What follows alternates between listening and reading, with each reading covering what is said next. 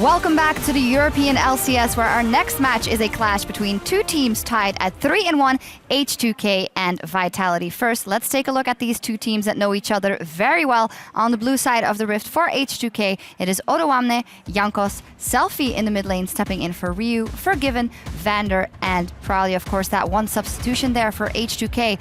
On the other side of the rift, going up against them, it is Vitality with Cabochard, Shook, Nukeduck, Yarnan, Kasing, and their coach, Shans. As said, two halves of the same team formerly, now playing against each other and both at 3-1. And the big news coming in here for H2K, of course, is that Ryu is not eligible to play yet. And we see Selfie stepping in, someone we have seen here in the European LCS. We've seen Selfie over quite an amount of time, 2014 Super Hard Crew, 2015 in MYM. I think while he's not at the same level as Ryu as a player, when you look at accomplishments just of over time, Selfie has a fairly similar style to what Ryu's been playing recently. A lot of Ahri, a lot of LeBlanc, those kind of champions fit Selfie down to a T. So as long as he is playing to a decent standard, this shouldn't affect H2K in a drastic amount in-game when it comes to the champions play. The problem is we know Ryu was becoming a very big voice for H2K. Yeah, Ryu doing more of the shot calling.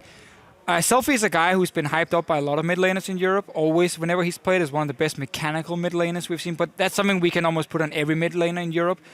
I think he's going to do fine, but I think H2K will suffer in terms of a macro level. Might not be enough to make him a bad macro team, obviously. Well, as you say, mechanics in terms of Selfie, they have a lot of players on that team that are very strong mechanically. We wanted to take a specific look at the bottom lane, Forgiven and Vander, going up against Kasing and Yarden, especially because they used to be on H2K. We know Forgiven's stat line is amazing still, only died once on 36 KDA. That is actually extremely high. If we see last year's top was coming from Niels at 24 KDA. But how will the fact that there's a new guy in the mid lane now change that dynamic for the rest of the team? So the thing for H2K, and as you can see in your screen here, Forgiven does the large amount of damage for this team. Odoamne plays a lot of tanks. Ryu has then either been on Assassin where he gets one kill, and that's kind of his damage done. He's been on Lulu. So it's been a lot about Forgiven already dealing with damage in team fights. That won't change necessarily. But again, Forgiven is the guy who's moving around the map, chipping away at towers. That is he's benefiting from H2K's macro play, which should suffer. But I do think Odoamne can step up and fill a lot of that shot calling void that is left from Ryu, obviously not being here. I think so too, but when we've praised H2K the last couple of weeks, it's always been macro play Forgiven, macro play Forgiven. Everybody's been doing a great job around it, but if the shot calling to get the team fights set up and the vision control and everything like this that can come from somebody that talks so much like Ryu isn't there to precede the fights, will Forgiven and the rest of H2K just on instinct alone be enough to do that? I agree with you though, Odoamne is in that kind of same role. He has been talking a lot. So it's very interesting to see how it affects H2K. And it's also very interesting to see what we think of Vitality in terms of a macro game team, because they have been racking up that wins, but obviously not to the crisp level in terms of tactical play as H2K. But for instance, this example versus OG fighting themselves back from a losing position. Yeah, I mean, that's praise to Vitality to obviously be able to come back in a game where they were far behind. But I feel like with Vitality, we look more at like individual players making a great play to get back in the games. Like it was Shook here, who obviously kicked Power Vivo back and killed him. I'm looking at someone like Cabochard, who's their currently #1 top laner when it comes to damage done for his team with 25%. So like he's a big carry as well. I'm looking at these individual players more than I'm looking at the team. And that's the big difference between Vitality and H2K at the moment. But without Ryu, we might see two teams who just want to go crazy ham against each other, and it comes down to mechanics on the players. Well, one thing that may benefit H2K is that Vitality on average have been a little bit slower paced, and especially when it comes to their leads, Vitality have not had the same impact at the 10 and 20 marks that H2K have. A drastic change when you look at 20. At 10, they've been pretty much the same between two teams, but H2K have been dominant. Once they hit that 20-minute go mark, 2,000 gold lead on average, whereas Vitality have been slower. There was one exception last week in the second game. They did start playing faster. Yeah. But like this is H2K from last year. Yeah. It's exactly the same. Hit mid game, take down the outer turrets, and you get a massive goal lead, and then you just start setting up vision in the enemy jungle, and that's what H2K will do. They will look to do the same. I'm just looking at junglers here, honestly, because Jankos and Shook are somewhat the same, very aggressive junglers in the early game. Jankos has just been more consistent. I want to see if Shook can outplay him today. Well, it will be necessary. As we said, the window that needs to be closed is between 10 and 20 minutes. So what else can Vitality do? And where does Shook focus his attention? Is he going to go help out Selfie to fill those voids? I mean, jungle focus for Vitality has often been around Copper Shot still, because he's picking Fiora, he's picking these carries that can snowball, Graves top, obviously. So I don't think that's going to change for Vitality. The setup has been like, Kasing and Yanin could play strong 2v2 lanes and be super aggressive, and then Shook would just camper Copper Shot over and over. That strategy should work here again. Obviously, it's a bit predictable, but if you have a snowballing top laner, go for it. Yeah, and I think the other thing with that is if you try and divert attention to mid lane in this setup, as I said, the champion pool is fairly similar. Once Ahri is 6, you're not going to gank her. LeBlanc is fairly difficult to gank as well. So I agree with you, Deficio, that you should stick to the same kind of strategy, because I don't feel like anything is going to be massively impactful. It's only going to be that voice that can call. And you may even find a better window top lane if they haven't got all the pieces in position to defend and you know, provide that counter gank opportunity. So H2K still could have that option available. I have gotten the signal that the players are ready to go, so let's head inside for picks and bans. Thanks, guys. Very much looking forward to this one here, Crepo. The two halves of H2K coming back together, and we'll see if anything explosive happens. But it's going to be one around the junglers, which Deficio was talking about, and also the difference in the mid lane with Selfie coming in. Yeah, but we're talking about all these two halves from H2K, but we can't forget that NukeTalk used to be on a team with Jankos and Vander, and there was some pre-match banter in the pre-game lobby as well that we were reading. Jankos was apparently telling NukeTalk that he was going to out-farm him. Apparently in Rocket, Jankos was a very farm-heavy jungler, so let's keep track of that CS. We will do as we get into the game. But first, we go into Champion Select. Misclick, I think. Maybe, I mean... Yeah, so... either... What's that near? The meta has changed drastically in scrims here, and there's an Amumu ban coming out, or perhaps we misclicked on Nivea, or Alistar, or Kali, if we're really like switching. Yeah, I'm just looking what is around it, but... Champions win an A, Pulse. Yeah, yes, thank you. But also the champions below it as well, because that's how it works, Grafo. Yeah. Like Cassiopeia was near that one as well. That's how the alphabet works. So yeah, what actually ended up happening there, I mean, really hard to understand. Orama was just clicking with his mouse around when you're nervous or trying to like keep your sick APM up. Yep. Then you start spamming your mouse, and then suddenly referee started the game on Shook's side, and the instant Amumu ban came out. So let's try that again. This time, hands off the mouse. Countdown and hopefully get into the game. Okay, so no more misfires. Actually get the ban that he wants, and just waiting for the players to get the readies once again and head into the game. Nuke says Esports. Yeah, remake for Misclick Esports. Nuke, followed by a quick XD from Vander. A lot of pre-match banter here. Yes. The guys, they do get along. They're also good friends outside of Rift, so it'll be cool to see what happens on Rift. Sadly, we are missing Ryu in this exchange. Hopefully Selfie can fill in. I haven't seen, heard, or watched Selfie like anywhere on streams or solo queue in a long time, so I don't know what his champion pool is like, what's he going to play, and how much it'll affect H2K as a whole. I've just been hearing whispers from challenger players saying that Selfie is pretty good right now. As the Alistair said, a lot of mid laners right now are very good in Europe, so we'll see if Selfie can actually match up to one of the Titans, NukeDuck, in the mid lane. But yeah, in terms of champion picks, we just don't really know. He just disappeared from the face of the earth for a while. All right, we have a small discussion right now on what's happening with the second ban, because it was revealed, and whether it should stay the same or change, you know, because obviously it could have been reactionary to the Amumu ban, which changes everything up. We have to remember that Kindred is still disabled, guys. So in terms of pick ban priority, that shifts things around in the jungle. Maybe you can start target banning some jungles, force some of these players on the Nidalee, which is a horrible jungle champion. You should never pick it, unless apparently you're G2 Esports. And you just win with it. I mean, that's also okay. But yeah, big priority on Lee Sin here for both Shook and Jankos. Fantastic Lee Sin players, really aggressive players. They can both play at least two, but one is banned, the other gets open. Suddenly, you know, shifts the pick and bans around. Jankos also plays Graves as well, so I mean, you're not going to really find a big hit to his jungle pool as we get into champion select. Looking at the rest of the board, in terms of champion picks, yeah, Forgiven is going to be pretty much happy with anything that's in there right now. Has played a lot of the big AD carries such as Corki, Lucian, etc. All right, we're getting a complete reset on pick and bans just to keep you guys updated. Like, why is it going a little slow? We're following the rules here. The bans will be completely new, so regardless of what happens, it doesn't even have to be Alistar anymore. The reaction ban can change too. A clean slate. Shans has to he flipped over a page, basically. He's like, next, Yes. probably Plan B. Plan B. What happens? He's like scrolling through his book. What happens if they ban a Mumu? It's like, Found it. we didn't Ready to prepare for go. this situation. Abort. But yeah, Prolly and Chance, two more experienced coaches. Chance previously with Gambit, Prolly, with H2K last year. And it is always hard to track what a coach does.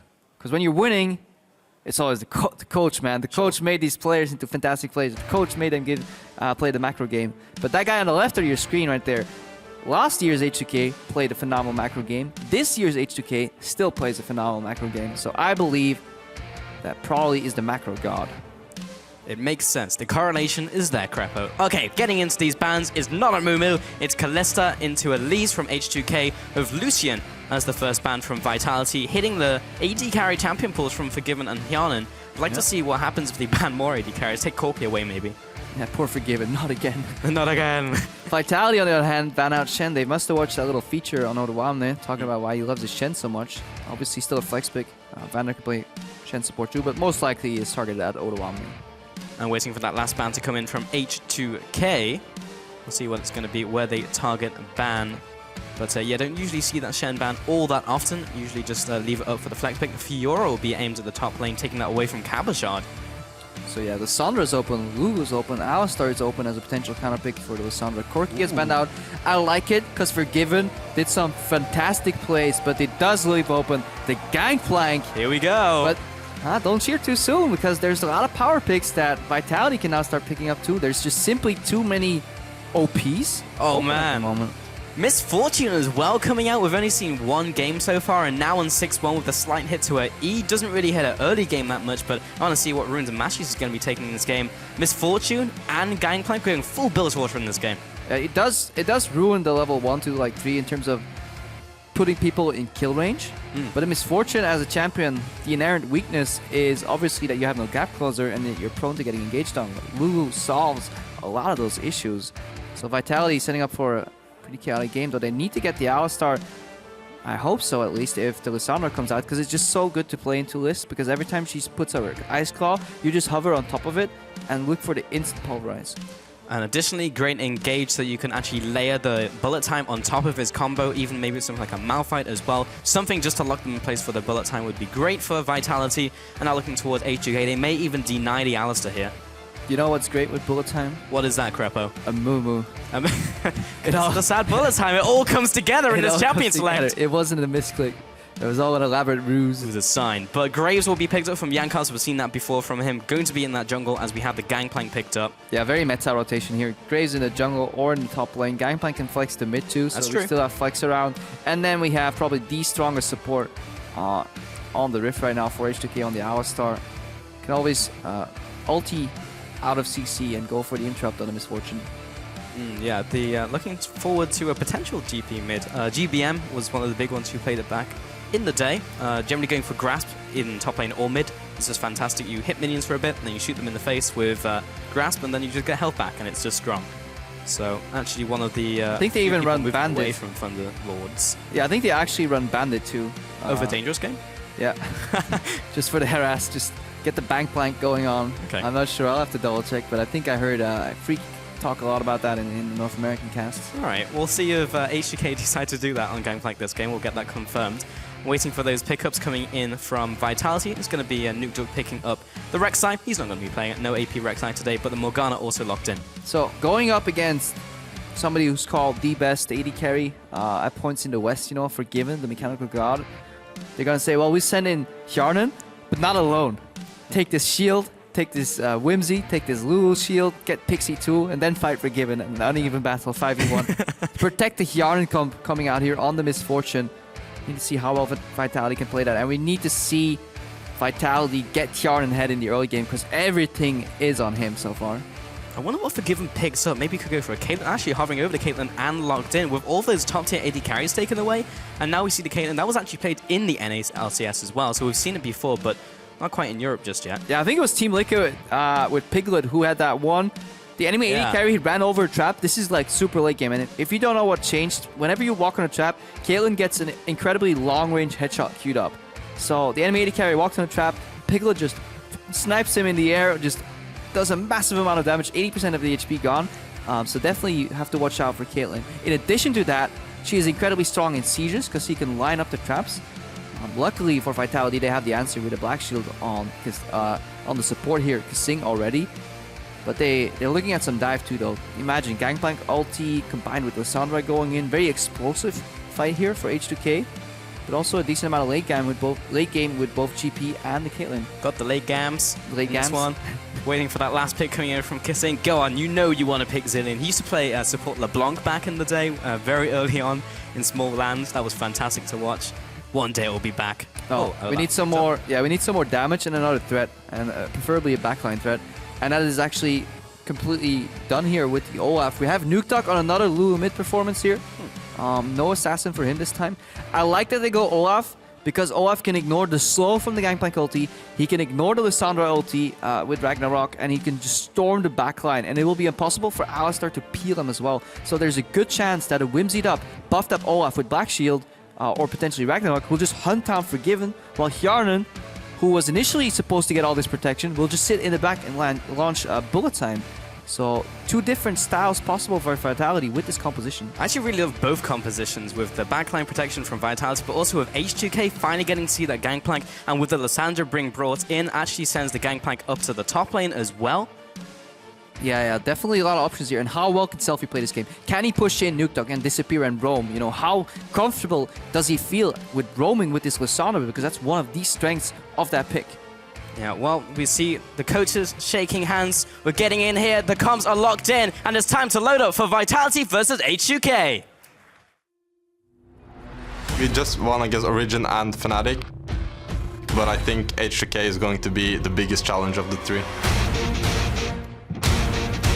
Hjarnan is good Kalista. Casting is really good fresh. That's the advantage they have. We want to win against them more than we want to win against other teams. And H2K say, forget it! We can just take the base and end the game here! Vitality! Strike down Origin! They're good, but they're not something special. Here we go, ladies and gentlemen. H2K up against Vitality. Probably the hypest game today coming into this one for a final game. And Selfie and Nukeduck lining up in the mid lane, but the stack from Vitality in the jungle, just stopping that invade coming in from Jankos. Yeah, I definitely want to spot the invade. I think Vitality expect H2K to want to lane swap and therefore move in deep into the jungle potentially and stop the deep vision. That's why they're camping in their own jungle. They seem to ignore the bottom side of the map entirely though, so we need to see what the reaction play here will be from Vitality. We could see another invade that we saw earlier, where the bot lane goes to just check the enemy camp. You very often see that in double range lanes too, where worst case they find the enemy bot lane doing a camp, stop them, and then have a double range advantage on level 1, which is incredibly hard for Alistar to deal with. Looks like Kasing and Hjarnan are setting up to do that. In the other event that they don't find a bot lane, they will just stop the double jungle poke and continue into a standard lane swap scenario. So far, we'll see if that happens in the next couple seconds. Odoalne going to be starting in this top side with Forgiven sitting up there as well. So see what H2K does with this one. And Kasing and Hjarnan still not revealed. Now they're heading out and heading down into the jungle for that potential jungle invade. Try and stop them from taking that Gromp. This can be dangerous. Just keep your eyes on the buff. The Fog of War is enabled right now, but around the corner could be an Alistar. And here they come, the flash and the knockout from Vanda. And Hjarnan is fast on the trigger. He'll flash away, but Kasing not going to be so lucky. The flash into the wall. Every one of us pale flashes once in a while, and that is first blood over to Jankos. So we did not see this at all last week. So either these teams have been watching the same VODs, or they've shared scrim partners in which one of these teams has done this play. Other teams have copied this and started doing this. And H2K, as we said, they're a good macro team. They were already one step ahead. The move that Forgiven and Vander there did, it basically guaranteed a punish if Vitality went for the play that they were going for. If Vitality didn't indeed go for a bot lane stop in the top side of the map, then they could pincer. That's why they had that ward there. So Forgiven and Vander already one potential step ahead, and it pays off. Double flash burn and first blood. Good start from H2K. Yeah, man, that was brutal. And they get the 2v2 lane in the top lane. Kasing and Hjarnan have to go for that camp as well before they start off the game. Vander opting towards the wind speakers, again, for the aforementioned reasons why we spoke about Janna. The AoE heal will give extra resistances as you get into those team fights, instead of Bond of Stone, which will just hit your AD carry. And this completely shifts the early game. Whereas Vander and Forgiven would have a very rough level 1 due to the double range advantage. They now have an experience boost. They're first to lane. Kjarnan and Kasing have to play careful because suddenly they're playing without flashes, so if Black Shield doesn't get enabled properly, a combo into trap can prove lethal. And it all shifts around. Jankos playing catch up to Shuk is invading. He's revealing him. This is what Shuk does best though. He reveals the enemy jungler and allows Cabochard to play pure on mano 1v1 and get ahead that way. Jankos will just shove him out of his jungle, but yeah, keeping track of him and actually staying around the area as well. He knows where it's warded, so he'll just stay up in front of Jankos. And it's not like Jankos can burst down a Rek'Sai at this stage in the game, so he's just going to stay there.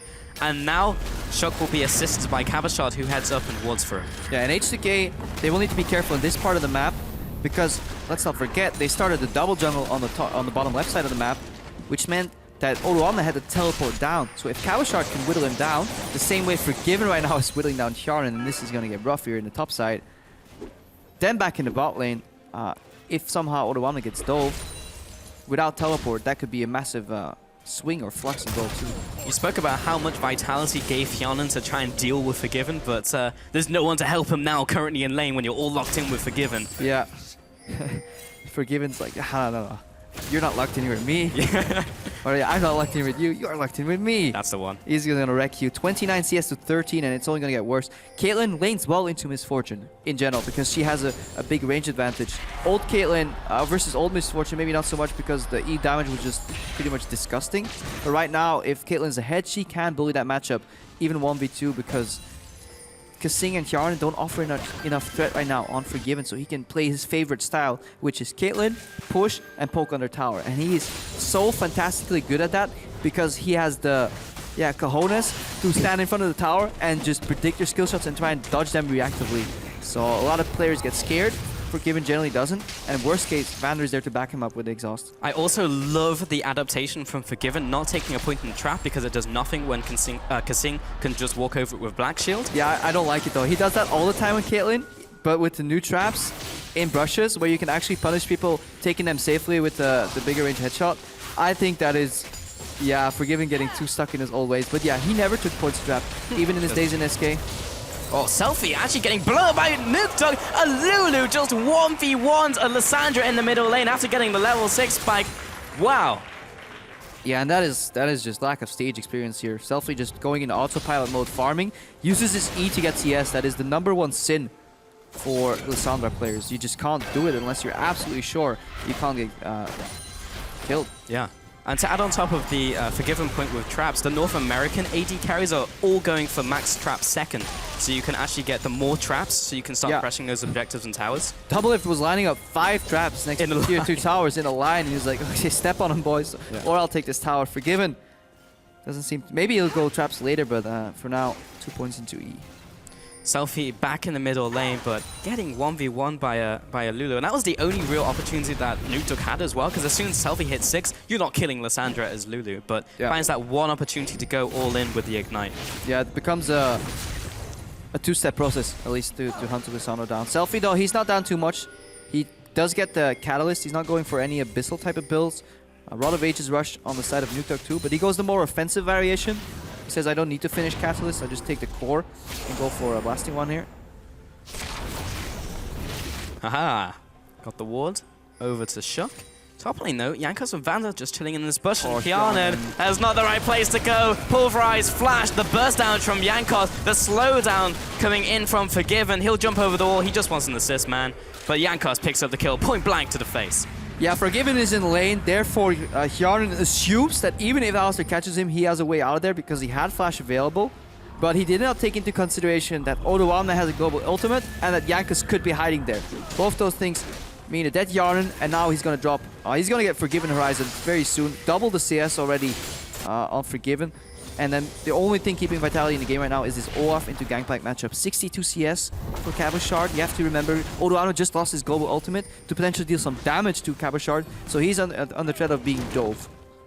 basically in versus right now. Double the CS in top lane, double the CS with Forgiven versus Hyanan. So which one will come out big? Well, remember, Olaf will be able to run through all of that front line, so you see with Nuke Duck buffing him and Whimsy, so potentially the Olaf can be greater than Forgiven as we get later into this game, but it really just depends how well they can kite. Yeah, Vander making a solid play here, disappearing from the top lane, knowing that the threat of him potentially being in brushes is enough, and he tries to get a kill in mid lane, but he is playing against a Lulu that's really not going to overexpose himself, so can't really get a kill in this mid lane matchup, has to go back to top lane.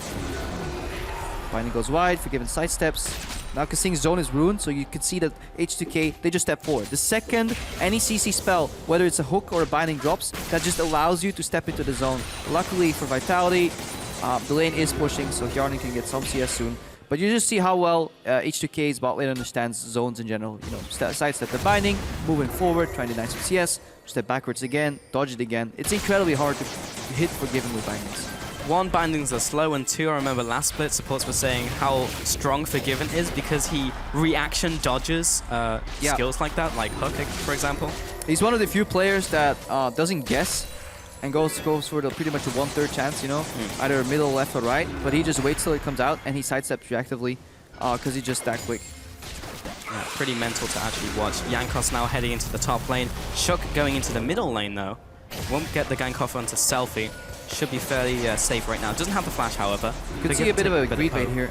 So Forgiven just eats the bind on purpose. Vitality might be just so happy that it happened that Jankos will step forward and just wreck him. That's what they're looking for. Vander steps out of the bush. Jankos steps out of the pool. It doesn't give vision, so they still don't know he's there. Yeah, it gives the goal, but if the goal already ticked on Vander and they didn't really see where the goal marks were, this can happen. Jankos comes out, will get some extra damage as well from end of the line, and oh! Hjarnan barely survives bot lane though. Odoamne getting knocked up by Shook. Cabochon will seal the deal with Undertow and pick up back kill. And man, Hjarnan, so close. Yeah, we're seeing the strengths of both these teams. Due to the level 1, it snowballed into an even more drastic representation where Forgiven is really good at playing these Caitlyn type of style 80 carries and whittle people down. But Vitality, Shook is really good at babysitting and allowing Cabochon to carry into snowballing matchups. And the level 1 made it even worse because Odoamne had to use his teleport to get down to the bot lane. Yes, they caught somebody for first blood, but Odoamne only got an assist. He got delayed. He was put at an experience and a push disadvantage. And Shook, he had the complete path to shut down Odoamne. Then Odoamne used his ultimate in the top lane to get another assist, but he lost more in his own lane, and he's now being snowballed upon.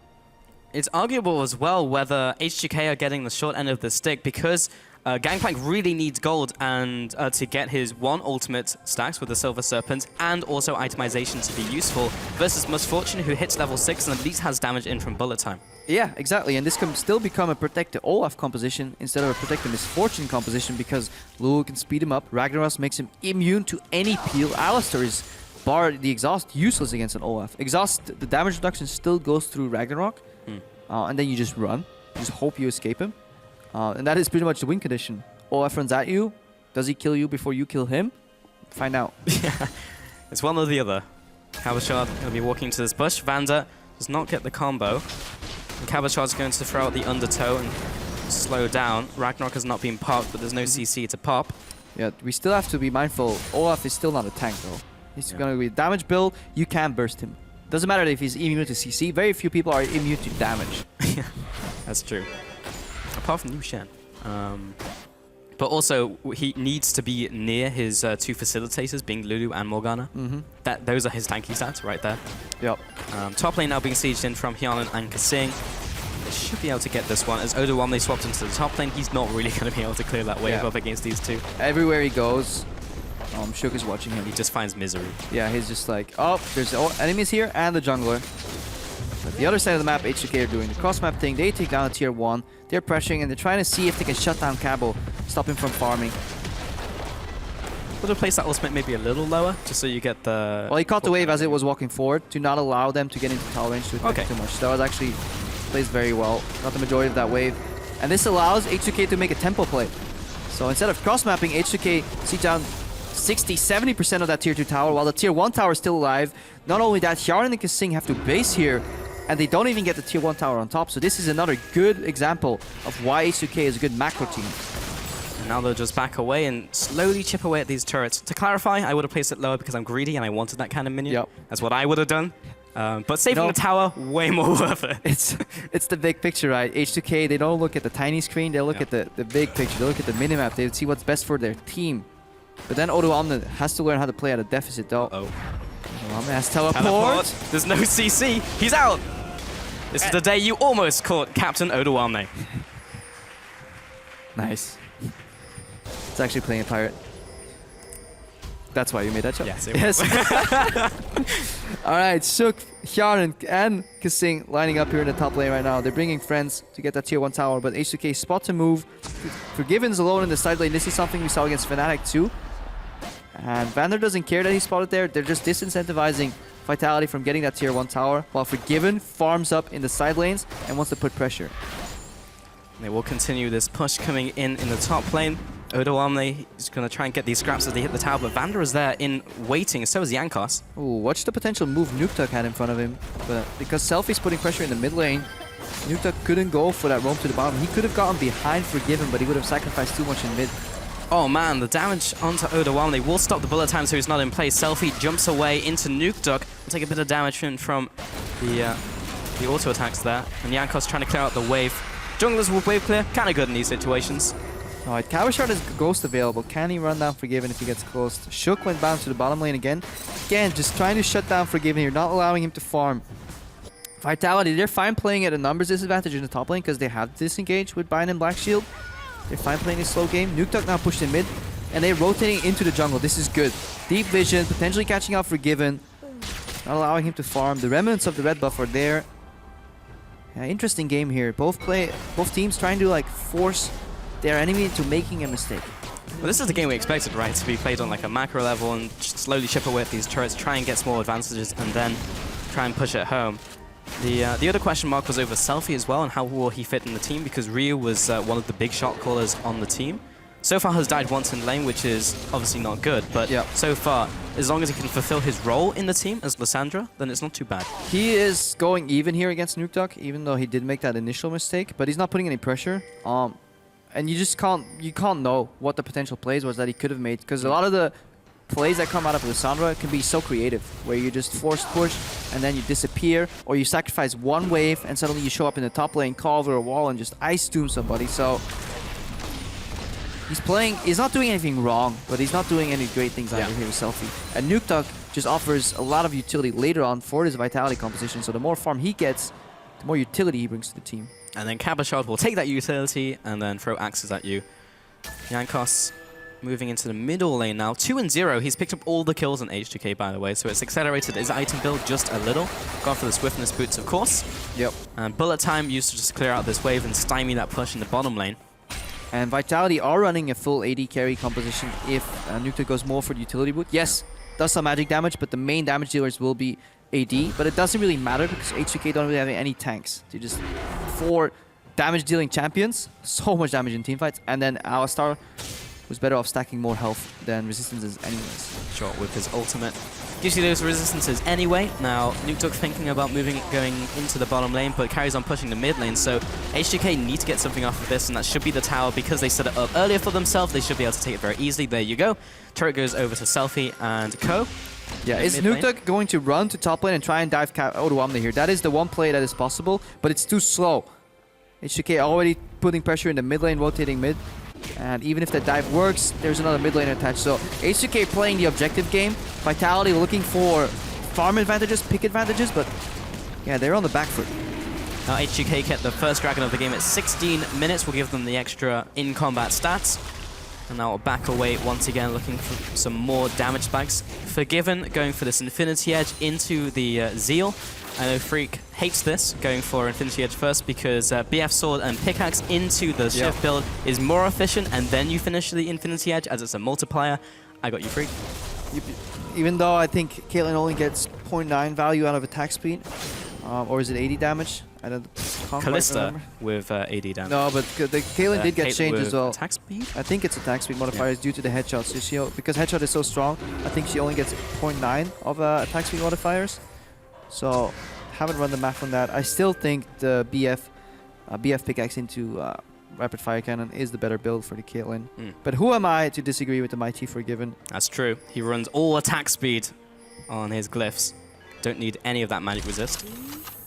And in this composition, definitely not, because the 2 big damage dealers are AD as well, so it works out perfectly. Good early poke here with the ulti on Hjarnan.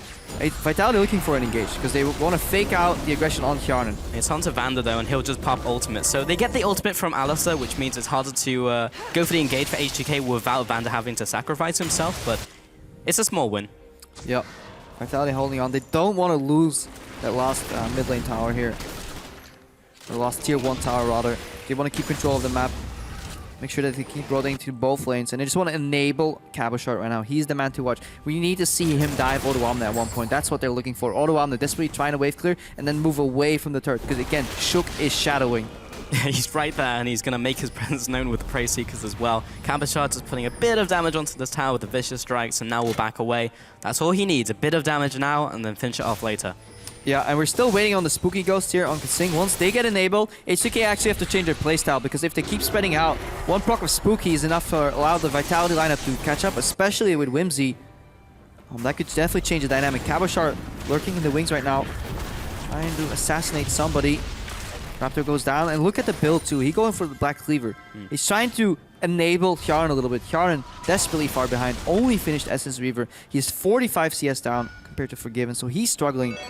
Mostly due to the early game. Yeah, he will hit another spike at level 11 with his ultimate, but of course you need the itemization to also make that good. And he also needs crit as well, because the ultimate now scales from that crit and Essence Reaver as well. So that 2-item damage spike is very important for Hjarnan to hit. It will be a long time until he gets that though, however. This could be a big fight here. Coming in from the side, Shook looking for that knockup, but Vander gets it first, and that's so much damage, and the return from the bullet time is just not enough. Vander just walks up to him, exhausts him, and pieces out. A nice kill onto Shook. Yeah, colossal miscalculation here, and Vander with a beautiful combo. Cabochard engages with Ragnarok after he lands from the combo. Too late, and what we were talking about earlier, you may be immune to CC, but you're not immune to damage. 4 damage dealers here on the side of H2K. Kasing flashes forwards, he lands the binding onto Forgiven, but there's no follow. Hjarnan can't do anything, and Nukduk was shoved away. Cabochard teleports into the fight from the behind to try and get the flank down, but does not pay up. Yeah, this is actually a development and something we haven't really talked about in these team fights. Yeah, Cabochard, he can run down and get 1 damage dealer down, but he doesn't have the time on Ragnarok and Ghost to get all 4. Watch this again, and keep your eyes on Vander right now. They're trying to siege. Vitality's trying to pincer on the siege. Binding goes wide. And then here, double combo reactively comes in immediately. Cabochard drops. By the time he gets out with Ragnarok, he's gone. That Gray's ultimate almost sniped him. So he's actually struggling. He'll need a Sterix or something to keep himself alive long enough to actually chase down multiple carries here, because if H2K trade 1 carry for Cabochard, then suddenly they will clean up the fight. Yeah, Cabochard has to do more than just go 1-for-1 in these fights, especially when you have Nukduk and Kasing basically putting all their eggs in the Cabochard basket, so gotta do more there. Mid lane though, Nukduk just going for a pretty standard build here, and going for the Ludens as well, actually, on top of the Rod of Ages, versus Selfie going towards the Abyssal, just kind of get the chunk onto Kasing. Yeah, we can't praise Odoamne enough for staying alive in that bottom lane as much as he did, while still using his ultimate globally to defend that top lane tower once, to kill Hjarnan the other time. And H2K as a unit right now, they're sieging, they're taking down turrets, and they have everything they need to win this game. Selfie didn't feed, he's playing utility, he can do his job. Graves, he has all the kills, so he gets extra damage. Combine that with the fact that Odoamne on Gangplank and Forgiven on Caitlyn have beast champions in terms of late game damage. Everything went right for H2K in that regard, and Vitality, I think they're running out of time. Very possible, unless Cabochard goes absolutely massive and gets all of the kills in the next couple of fights, then it's just difficult to do anything really. When you have a Lulu, you need someone to buff up to be able to carry the fight. Yeah, you see that where Vitality was earlier in the game at least pressuring one side of the map while slowly farming in the other, they are now being pressured in every side of the map. Cabo can no longer overextend and force his advantage. Selfie can even hold the waves and just E out every time. So anybody can hold Cabochard, and the remaining part, whoever it is from H2K, will win the 4v4 pressure game. Vitality on the back foot. Odoamne now on the Triforce, as close to the second item as well, so he's really not doing too bad for himself. Mid lane Shook will just jump away, we'll be losing that tunnel as well. Jankos clearing away these wards. H2K slowly getting ground in this game. Now that they're pushing Vitality back into their inner turret, they're able to get these deeper wards, clear out some deeper vision, and there's now defensive wards coming in from Vitality. Kasing still spamming out those pink wards, has another one in his inventory to move up or down, depending on the game state. This is something we haven't really talked about too much. Kasing buys something crazy like 14 or 15 pink wards every single game. And 70% of them don't die to the enemy or because the game ends. No. It's Kasing moving them himself. So he's just constantly readjusting his line of vision, which is why Vitality have been staying in a lot of games. Because let's not forget, Vitality have been struggling in a lot of mid-games, playing a little bit too slow, waiting for that one magic opening. And they were fine playing so patient because they had the vision. But when you play against a team like H2K, who don't really care and they will force their plays upon you, just good pink ward vision is not enough. I'm not sure how worth that dragon was for Vitality because they lost a lot of time and Selfie was in the top lane already sieging the tower. Easy rotation from H2K to finish off the tower. That was an inner turret for a dragon essentially. Yeah, that's not worth it unless you assume that you were going to lose that anyways, rotation-wise, and you're going for a Hail Mary 5 dragons, but definitely have to agree with you. H2K playing the macro game much better. Ready for that 70-minute game, boys. Should have drafted the Nivea. But, they have Gangplank. And Caitlyn, though, I'm not sure how much Vitality wants that late game. Good cannon barrage. Stopping the siege here. The only thing H2K need to avoid is that they don't get lured into a false sense of security and fall into one of those traps that Vitality was setting. So many times they lured people in trying to use Yarnan as bait and then close the pincer from the side, but we saw Vander with really good combos disengage right there.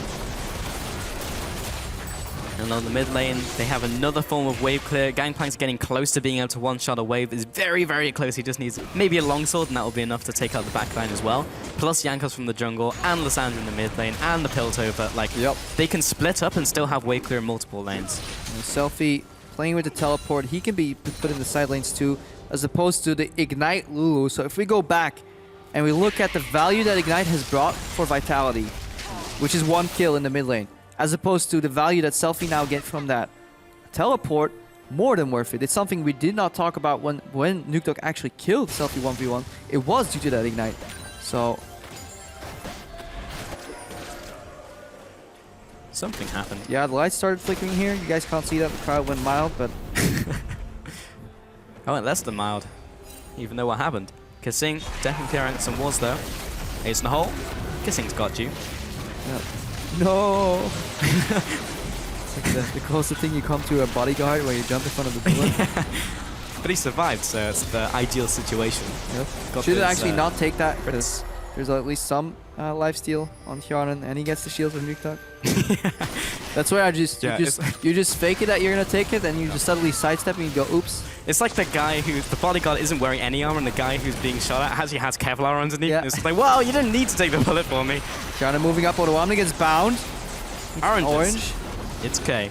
Alright, orange on cooldown right now. Selfie on the ward in the flank now. Can Vitality do something? Vision now comes in, but there's still plenty of vision on Baron. Yeah, too much vision. The orange does not have a long cooldown now, though. It's around 15 seconds because he's got the cooldown reduction coming in from Essence Reaver, and he has the crit from Triforce. So the window isn't as big as it was before. Also want to take a look at, while we're talking about skills, Forgiven, you're talking about before Crepo. Yeah, decides to max E. So E-max, mobility. Only 3 traps. 3 traps only. Fine on Jankos. Selfie does not go in with the claw. Yeah, remember, there's still Cannon Barrage available. H2K do not have any tanks though. They have a lot of damage, so Vitality, they want to whittle away at the front line slowly but surely with the shields and see if they can just put some of these damage dealers low enough that an all-in becomes possible and they can clean up multiple targets. Nuketook's low on mana, so he definitely wants that blue buff. Odoamne, he's farming up, and late game Gangplank deals so much damage. He's still nowhere near his actual power spike because the 3 item is where you get the full benefit from that Essence Reaver. But just the fact that he's gotten time to scale is the big issue, because Cabashard dunked him so hard in lane, and if he was able to stay on top of him and continue pushing like that, that would have been extremely strong. Cannon Barrage, Hjarnan gets stopped, Selfie's flanking. Maybe pick up the skill, Glacial Path, has to flash away. Selfie had his flash as well, though, and Vanda, it's not over yet. You're not away, you're not home and dry, and Selfie gets in range. This time he'll flash. Yankos was also there, supplying the damage.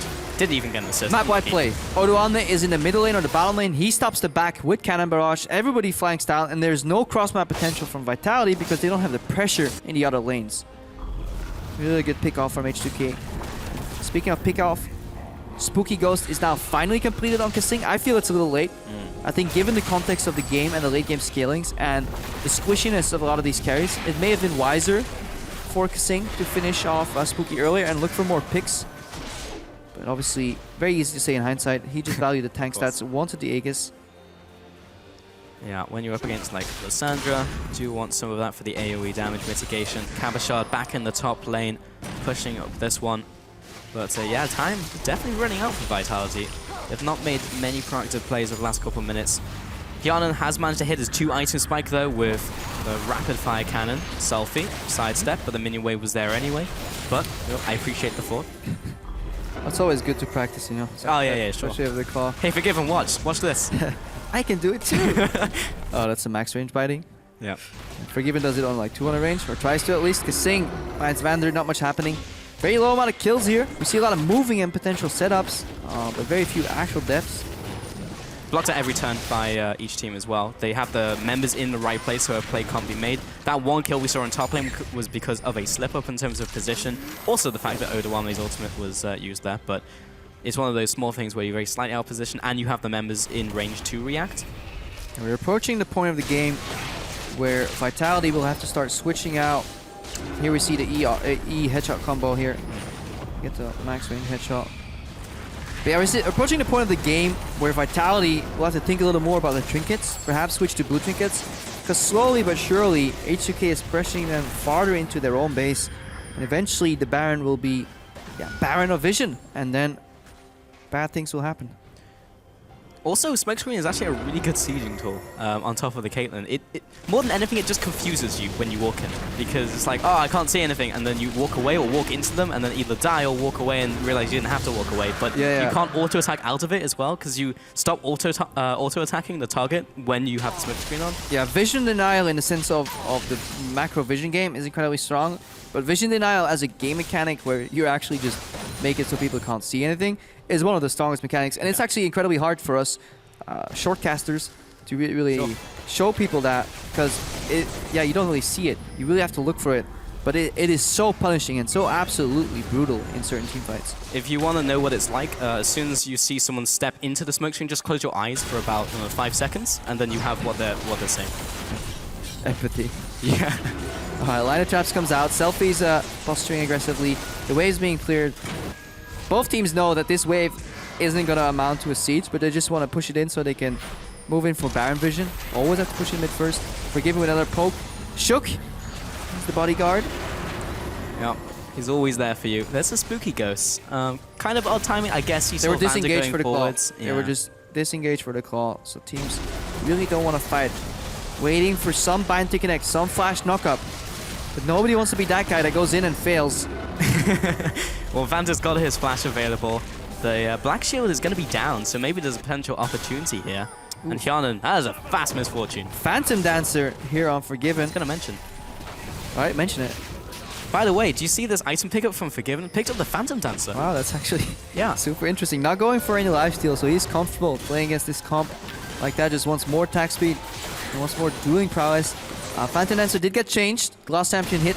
Does 12% less damage to you. So whoever he's attacking will have a harder time 1v1ing him. So if Olaf charges at Forgiven and he gets exhausted and he gets the Phantom Dancer proc, he may have Ragnarok, but he'll deal a lot less damage. And the movement speed as well for the Kite against Olaf is just really, really good. I actually like that item pickup a lot. And now he picks up the Vampiric Scepter for the lifesteal. Forgiven approaching critical mass and doesn't have the need to go QSS here. No Mikhails on the side of Vander too, so very confident. If he gets bound, he gets blown up immediately. So a lot of confidence in his flash usage. Or a lot of disrespect for Kasing. I'll leave that in the middle. Forgiven does not get bound. The last time we saw him get bound this game was because Kasing flashed on top of him and then bound. Yep, and it didn't really... And even if they get him... Hang on, Selfie flash. Not in range. That's the jitters. Yeah. That was like maybe a Teemo. That was like a very small amount of range though. But still. not having that flash available. Yeah, Strut from MF kicks in there. Poke on Kasing, Selfie, no flash. You just saw him use it. Cannon Barrage is down, so they cut off one escape path. Weren't able to commit, so H2K getting a little antsy here. Didn't want to wait anymore. Flash down, Cannon Barrage down, can Vitality capitalize. That specifically could be big in the next team fight. If Selfie cannot get on top of Hjarnan, one to zone him or two, stop his bullet time in a tight situation, that could pay off. Yeah, look at Kasing. I think that's Captain that he has picked up right there. It is. It is? Okay. I'm reading the screen. I'm literally hovering over the boots for like 10 seconds. I can't find it. But it is it is Captain. So because he's playing backline, and if somebody takes a bad trade and wants to retreat, they can always run towards Kasing. And that obviously helps with the Captain. Especially Hjarnan, because he can move forward right now with the Whimsy, get sped up. And he can play a lot more aggressive now that he has picked up the Quicksilver Sash. Because he can disrespect Selfie, get ulti to walk out, and hopefully get saved or just flash out, reset the fight, then turn around with bullet time.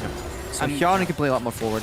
And may not even need the help of Lulu or Morgana, so they can save the Black Shield and ultimate for Kabashard if he jumps in. So may actually help a lot there in terms of saving resources. But if he does find himself in a trade, he has 2 damage items. Forgiven is working on number 4. So Misfortune, Caitlyn duel, not going to happen. No, you want to run away at that point. If you see Forgiven in the Dark Alley, you just turn the other way. That could happen in the jungle. Hjarnan looking at that Dark Alley and wants to run away immediately. Jankos and Vandal there, clearing out those tunnels. Jankos can make that alley dark with the He can, yeah. Here we go, Hjarnan. Multi-layered. There's the bind. There's the and bind. Doesn't have the flash either. Selfie wasn't in range either, so H2K, where they before this last 10 minutes, what has it been, 12 minutes, Something where we've like been in the that. mid lane. What year is it? They were playing different lanes and they were using Odoamne as a global force with his ultimate and split push pressure, but they've completely stopped doing that. Odoamne ran to the bottom lane, watched the minions, is now running back, so I think this is the part of the game where H2K is really feeling the loss of Ryu. Because if you watch this game and you cover the name tags, you wouldn't say that this is the epitome of macro play. You're not wrong. And yeah, maybe Ryu would have made some type of play, some call that would have changed the pace of this game, or even landed that ultimate flash. That would have also been a big deal, because with the flash cooldowns being so long, it just stops your next play for that amount of time. Yeah, 5 minutes these days. Very few distortion boots in this game. We see Silence being gently nudged in another direction, but because everybody's... So there's layers to this entire ordeal, right? Because all the supports do is hover in the mid lane, and junglers don't want side stones anymore, and people are sitting on so many blue trinkets, for H2K in particular. There's no deep vision, which means these side lanes can't be pushed beyond the river point because you're at risk of being exposed and caught, or you don't know who's rotating. So all you do is you move to the side, start the slow push, move back to the mid lane. And both these teams are smart enough to not get caught in an open field mid lane. This is, after all, some challenger players here. So not much is going on as a result. Also, with a good amount of disengage from both teams, both individually and being able to do that for the entire team, just makes it difficult to engage. Yeah, and look at Kabashard though. He is still charging up. He went for 1 damage item, but then has Deadman's plate, and he has another Warden's Mail picked up, which means unless Selfie is going to do major damage to him, he's actually very efficiently itemized against the threat of the Gangplank and Forgiven on the Caitlyn, both targets that he will be running at. The question is, can he get in range? With Whimsy, as the AP increases for Nuke Duck, the faster Kabashard runs. Actually, that's the duration, right? Yeah. Yeah. But good adaptation here from Kasing. But the further he can go, there we go. Didn't go for the locket, went for the banner instead. So if you can't go for the split push, get a minion to do it for you.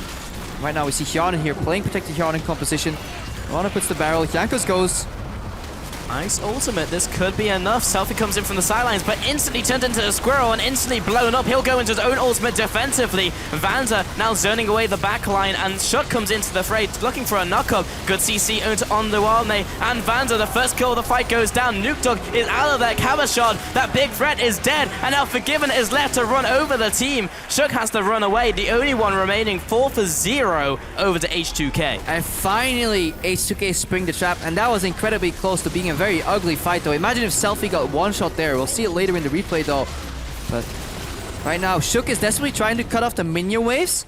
If these minions survive long enough, H2K is going straight up for the finish, so that's what Shook's doing here. He took a page out of, I think it was Marn who did it once with a teleport on the Maokai, but will be enough. Maybe H2K can just straight up tank these Nexus towers. Yeah, that's the problem. If you tank the Nexus turrets and still have minions, it still gets a reduced damage. So they can just go for these towers and just take it out. And that is just going to be game for H2K. Take the fight in mid lane, and then they take down the game. H2K with the win over Vitality.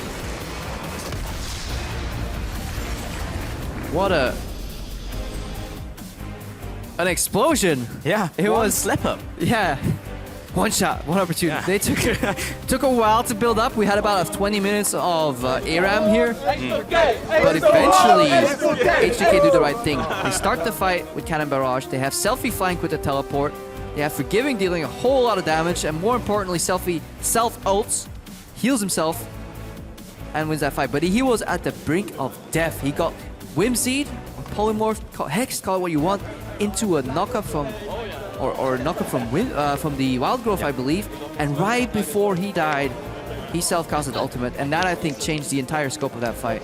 That was sub 200 health as well. That was like almost anything coming in from Vitality, but they just couldn't finish him off. But a good game from both teams. And it really was just down to that big slip up there with a whole lot of tension in the mid game. Just couldn't find that one opportunity from both teams. And they could have easily swung the other way. You can definitely fast forward to the mid game of this game though. Very, very hesitant.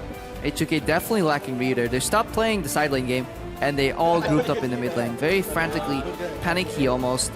Both teams scared of making the mistake. And both teams seem to be comfortable relying in their late game prowess.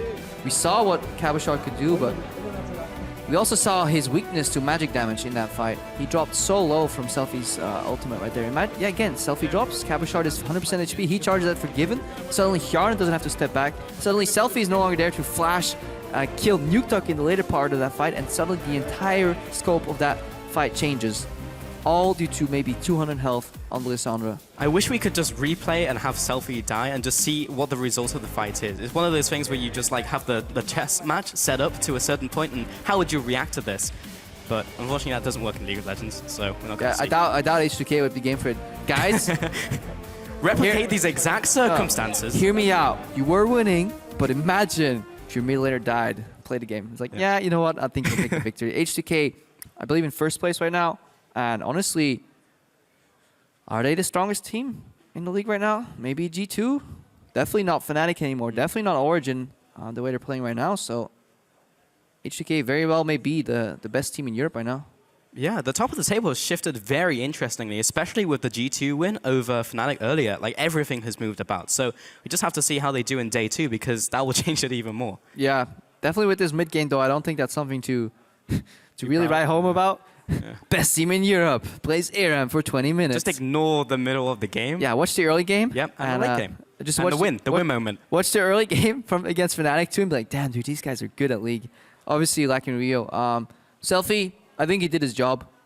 He did what was expected of him. Had a good flank. Had a couple of jittery moments where he went for the flash R, but just barely was in range. But yeah, it's like you said, he survived. That's what he needs to do. That one death was because of the Ignite, and then didn't have the Ignite, or had the Ignite instead of teleport, so he couldn't pressure, or that being Nukeduck, and then you just had these other plays being able to be made from H2K, so that was pretty big. Yeah.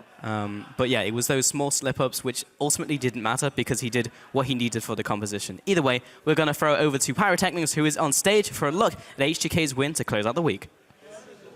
Thank you very much, Pulse. I am joined by the support for H2K. It is Vander, and it still always gets me a little bit since I just remember thinking, you know, oh, he's going to be looking at a different team, looking at Rocket. What is so different on H2K than it was on your old team? Well, both me and Jankos were in Rocket for like 2 years, and we just needed a bit of change of people, everything around us. And I really like how everything is working in H2K. Probably deserve the Spring coach the coach of the split in Spring. He's really great. And Ryu, Odo, Forgiven. I really like those guys. So I'm happy. I'm really happy. Well, I'm glad to hear you're happy in that org. Now I want to zoom in a little bit to this game because this is the first time we've been able to see a Gangplank picked up. And what was running through the team's mind when that was left open and immediately locked? We actually expected them to leave Gangplank. I don't know why, but both Nukeduck and Cabochard play Gangplank. And when people, the Gangplank is banned every game. So when people don't play it ever, their skill drops on the certain champ. And probably that's why they left it open. They thought maybe we can't play it right now on a good level, but I think Odo showed that he can still do it. He certainly did. So last question, you guys have been able to knock off pretty much all of what we called the big teams. Other than Fnatic, it was a very close game, heartbreaking loss. But looking at the way the standings are shaping up, you guys joined G2 and Unicorns in first place at the end of the day. What do you guys think of yourselves as a team? Do you think you're the strongest team in Europe right now? I think we should have won against Fnatic. We had everything already in the game to close out, but we just misplayed. I think both us and G2 are the strongest right now. Well, looking forward to that matchup. All right, we're going to go ahead and send it back to the analyst desk to break down that game and close out the day. Thank you very much. Always a pleasure to listen to Vander there, and indeed H2K joining at the top of the tables after that victory. And I want to take a look at the pick and ban phase because a lot of things got through that we haven't seen before. What did you guys make of Vitality's draft in particular? Did they choose the right strong picks that were available? Their whole draft, I'm a bit like, I see what you're going for, but I don't particularly like it. So you ban out a lot of 80 carries, and then you're like, well, we're going to pick what's left, and we think Misfortune's the strongest, and we don't want them to get it. So they take your first rotation, and then they go, oh, he plays Caitlyn. Ah, damn. And has played it before. Yeah, exactly. I wonder why you take MF in first rotation, because it's not a pick that you would normally see getting instantly stolen away by another team, even with 380 carry bans. I wonder if it's just a placeholder, in the sense that we want to see more picks before we pick whatever we want, because if they wanted H2K to also take the Graves, and you could go Rek'Sai and have a stronger early game jungler in terms of ganking, not in terms of overall damage, but his ganking power. And you then run a composition which has so much focus on the early game. Like strong 2v2 lane, MF and Morgana. Olaf, who is one of the best top laners in the early game, combined that with an early jungler who can gank. To me, it looked like Vitality was trying to bait H2K into all these fantastic, colorful picks that look so awesome, and then have like a stronger early to mid game with ganking as well from Rek'Sai, to then really snowball the game. Right, which means, it's not an inherent problem for Vitality what they drafted right at the beginning. It's a risk one. But when what happens at the beginning of the game, like it did in this, like we're going to take a look at it for the first blood, like that's when your strategy goes, oh, and it's fallen apart in the bot lane. The 2v2 becomes so difficult because this was just really smart changes by H2K. They placed a ward, spotted Vitality coming in, and the pincer move to bring Forgiven and Vander back up here. This basically makes it so that Vitality's first 5 to 10 minutes of the game are almost impossible unless they somehow snowball Cabochard. Oh, it messes with the entire strategy, because MF Morgana was supposed to do well in the lane, and then you would camp for Cabochard. Nuke Dog gets a solo kill, that's great, but problem is it's just not enough, and like Yanen ends up face checking, not expecting Jankos to be there, ends up dying, and too many things in the early game goes wrong for Vitality, and then H2K would just start out-rotating them and like constantly push in these turrets. I love this move here so much. They're keeping Forgiven bot lane because he's winning against MF. So instead of being reactive and swap lanes around and put your TP side lane, they just keep Forgiven pushing. Because if he ever got challenged, Selfie could just TP in and help him. And you just keep pushing up to this tower against MF. Eventually you will get it. This is the first team fight. This is where Vitality is supposed to be strong. But if you're flanking with an Olaf in a composition where Lulu Morgana is there to buff you, they can't, because you're running in from the flank too far away. And once you lose this one, your comp again just has no power. And one of the things I really like about that last replay, it also helps accentuate why the H2K draft was actually very good in my opinion. It encourages not only defensive play. If anybody wants to engage in H2K, we dare you to get through Caitlyn, to get the GP. If you manage to do all of that, you've then got to deal with Lissandra. In addition, with Selfie being the substitute in for Ryu, by having him on the Lissandra with a very easy point-and-click targeted ultimate with game-changing and team-fight-changing power, it's very easy to synchronize a team that may have less practice, that may have less coordination. It's something that there was a little bit of talk of last week on the NA LCS, and I'm really glad to see it when you have these substitutes on such a pivotal role like mid lane. And this despite the little mistakes like that. Sure. We'll forget them. This mid game from H2K might have looked super boring and look like, oh, H2K doesn't want to do anything, because they didn't have to. They would outscale completely with Caitlyn, with Gangplank just farming up with Graves as well. So basically what they do is by running double teleport, you stop Olaf from ever spray pushing. Ever. Because if he goes 1v1 against Gangplank, Selfie joins him with TP and kills him. So what H2K will do the entire mid game Is it 4-man mid with wave clear, Graves jungle, Caitlyn AD carry, Sylvia and Lissandra? They value that higher than 1-3-1 pushing because it's all about just wave clear and buy time. You don't want to push, you don't want to speed up the game, you just want to slow down game. Wait and wait and wait. GP farms. Last 2 minutes of the game, that's where you want to fight because you're now strong. You put Lissandra bot lane so she can TP flank and GP can just wave clear mid. I mean, this game from H2K was so beautiful to watch from a macro level. We can notice that you are Everyone in took awe. you back. Almost as long to explain as it did for them to finish. I know, just go back and rewatch this game because they're doing everything correct when it comes to stalling the game and understanding how the only way Vitality can win is a big open fight with all rushing in. That never happens. Yeah. And also recognizing that they don't have that shot caller in the mid lane, but they utilize the strengths of Selfie in that and outscaled and no engage for the side of Vitality in the end. A victory for H2K. They find them at the top of the tables, and with 5 games down in week 3, we're starting to see the standings break up, as mentioned already. H2K find themselves there, also joined by G2 Esports and the Unicorns of Love, and then all the way at the bottom of the table, Roccat and Giants, and a lot in the middle. Let's start by talking about Giants and maybe more positively Splice, who got their victory versus Giants in the first game of the day, and Senkux ran away with the game. Oh yeah, that was the Senkux that I've known from Challenger. I've been talking you about him know him all Well, hey, I casted him in summer, and I've casted him before when he was on previous teams. But this is the Senkux that I was expecting to show up, but we haven't seen because the level of competition he struggled with. Yeah. We saw a decent game from him last week, but this one, he dominated and commanded this game from pretty much minute 1. And it's so important because of the fact that these teams were sitting in the bottom of the table. It effectively counts as like a 2-point swing. Because not only have you got that additional win under your belt, you've added a loss to one of your closest competitors on the table. So when it does start looking to those, 7th, 8th, when you start talking promo relegations, who makes playoffs, who plays a safe spot, these games are so incredibly important. And it's also just all about confidence right now. Because when you go in and you just keep losing and losing and losing, you start doubting everything you do. Because everything just seems wrong. You can see Pepe after every loss is standing there. He doesn't even know what's happening for Giants. So pick up the wins and slowly improve every week, and then you will climb out. And I actually think it's very important to look at Giants after their losses because Pepe and Adri are the two guys sitting on the stage talking to one another, and the rest of the team is gone. Now, I'm inferring something that's not entirely fair, but when you see teams that win together and lose together, you've got to take it all. You've got to work with one another, chat, figure it out as a team. And that's something that I think Giants still have to figure out. Plus, they have a substitute today, so you can't discount that fact. That's fair, but I really want to talk about Pepe and his performance in-game because Pepe, he was in a situation where last year he was like the third best mid laner for his pre-10 performance.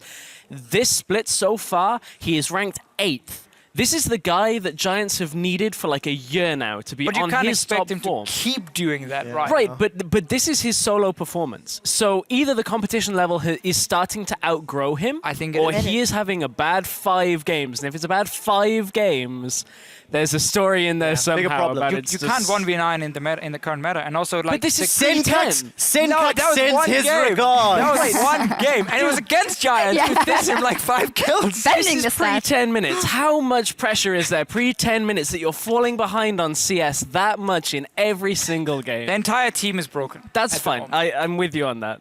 Not the best performance from Giants, and they have to fight their way back up. And that brings us to, and it is a weird connection that we probably would have made last season, to Fnatic. They still haven't found their footing, and today especially we saw those problems of communication coming out again, and we have to ask the question, or I want to ask you guys the question, when do we start lowering our expectations towards Fnatic? Is justified, yes, no? I mean, yes, we should lower our expectations for Fnatic. They are, at the moment, not a top 4 team in Europe. I'm looking at Vitality, H2K, G2 and Unicorns of Love being above them right now. And today's performance, and we talked about this, Trevor, in the game, this was one of the worst games I've seen Fnatic play. I agree, in a very long time, because not only was individual performances not great, team performance, calling, strategy. The coordination is just was not there. And the thing is, the coordination was not there. It was the worst that we've seen, but it wasn't even there in some of their wins. If we go back and you look at some of their week 1 and their week 2 games, there's actually several times where the engagers and the supports are on different time frames. They're operating 1, 2, 3 seconds out of sync. Now, whether or not that is because they've lost their primary shot caller, we know Reckless has been a bit outspoken about stepping up. Sure. It's difficult for an AD carry to be the shot caller in that regards. I don't know, but something quite drastic has to change. And also remember that Fnatic not only lost the players, but they also lost support staff. They did lose an analyst. They did lose Ispa, the manager / life coach. I don't even know if that's a real thing. And it is affecting the team. Let's just remember that we are looking at Fnatic and expecting more. Yes. I don't think Fnatic is looking at this and saying, oh, this is the end of the fair. world. Because like they obviously said coming into the split, we're building for summer split, even the end of summer split. So like they are probably expecting a lot of coordination problems, communication issues that will be worked on during spring. And as long as they can do well around playoffs, it's a good thing. Even if they just perform terribly all of spring, it's about summer. And somehow in the same boat is OG. Of course, we had very high expectations from them coming into the season. They got a win on the board today. They played Roccat. A lot of the members tweeted that they weren't happy with their personal performance. I saw amazing tweeting. I wasn't happy with my shot calling. Sven saying it wasn't my best game, but we still won. It is a win for now. But they do have to build on those communication issues. It is a similar problem to Fnatic's. Yeah, I just wonder if this win is going to kind of act like a triage and mean that the next couple of games they'll have a little bit more confidence. That's from how they played at the end. I mean, Sven returned to the Sven that we kind of expect about 20 minutes into that game. Always going forward, always looking for damage. Yes, it was a lot because the Lulu pick there, and I don't think they'll get that every time. I believe they were the only team today to win with Lulu, even though Lulu was available in more games than we've seen her.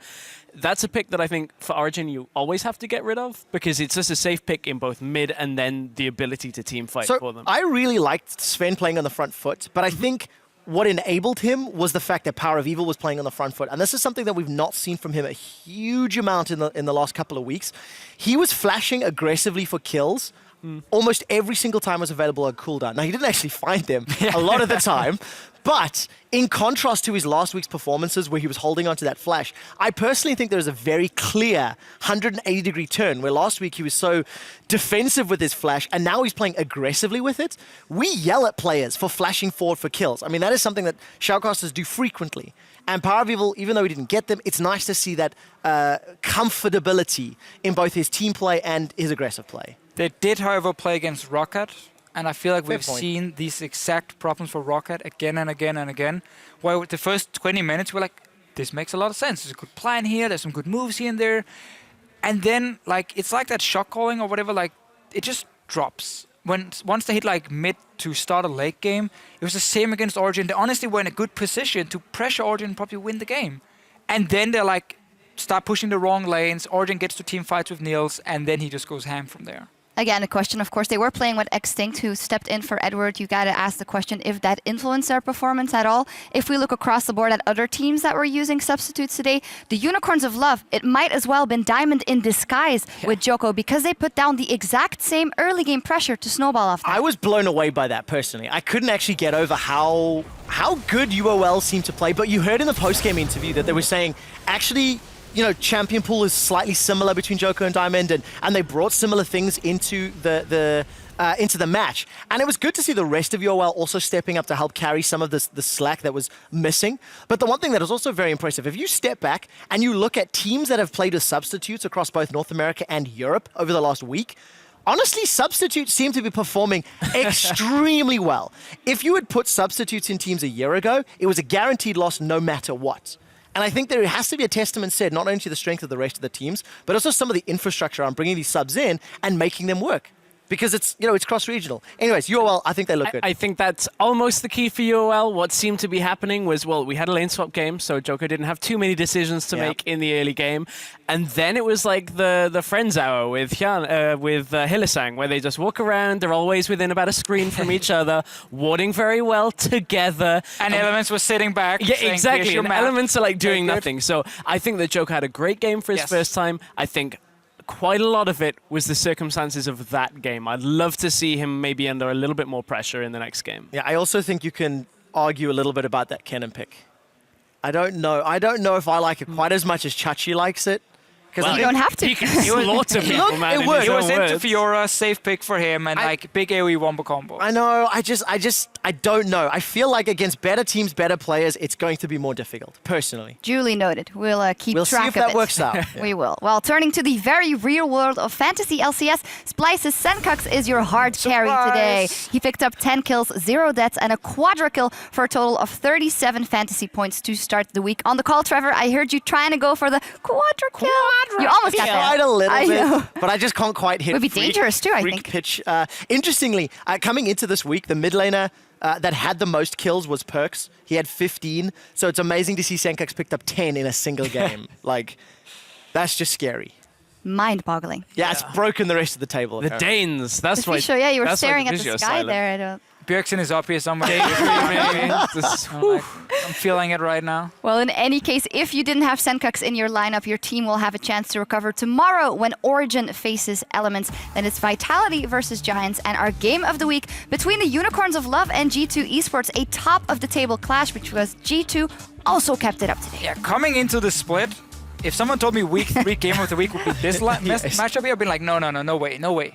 But this game, honestly, is going to be super, super exciting because both teams came into this week with that question mark being like, okay, is it because maybe they've been playing some teams who've been underperforming? They're up here in the top of the standings, but like they just keep playing Getting well, better. and especially G2's performance against Fnatic today was just almost I think we asked earlier whether or not we should lower expectations on Fnatic, and I think the answer currently is yes. And I also think we need to start elevating our expectations for G2 and UOL because they are consistently showing that they are the real deal, not only individually, but as strategy and macro is growing impressive as well. Most interesting thing for me is we get the test for Joko. He's got to go up against Trick. And that is proving to be a problem for even some of the best of Europe's. A fantastic game of the week tomorrow and a bunch of interesting matchups. As for us, we need to sign off as we're ready to rift for those matches. For everyone here bringing you the European LCS, thank you for joining us, and we'll see you here for the rest of the week tomorrow. Loading up onto the rift for the first game of week 3. They've not stopped yet. Spirit Rush into the chomp. Kobe gets caught. He's killed. Giants have found themselves another window of opportunity. Can we fight it? Holy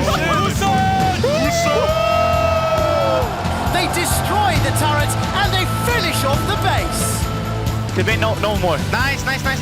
We're walking in there. We're gonna be there too. We can fight. Wait for Lucian. Let's go. Freddy's the first victim as he's killed by Sven's auto attacks. The culling is firing away, making extinct. Origin destroy Rocket's Nexus. Okay. Hanson. We can fight. Fighting. Let's go. Nice. I push. And Gamers 2 take the game over Fnatic. By the way, is it normal that in game we hear them screaming Steve? Yeah, it is. Ah, okay. Can you try and not pull the camera on Steve all the time? Yeah, please tell them, please. We want to be famous as well, you know. Chachi got the ultimate still, and the binding lands onto Joko. Steve jumps in, but there's Chachi going to the back lines, and he is just destroying everybody. Unicorns of Love come up big and take the win against Elements. We can go. Keep going, no? They're on me. Hola. MF. Go. H2K with the win over Vitality.